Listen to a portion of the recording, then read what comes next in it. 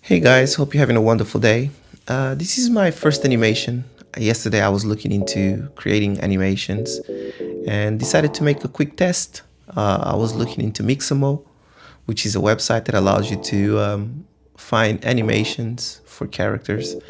And all I had to do was just upload two characters, a male and a female, and then export them with the animations and then import them into Blender and do some final adjustments. As you can see, I didn't into much details because at the end of the day, as I said, it was just an experience, just to test it out and see whether I could do it, and also if my computer was capable of handling it because it's a bit old.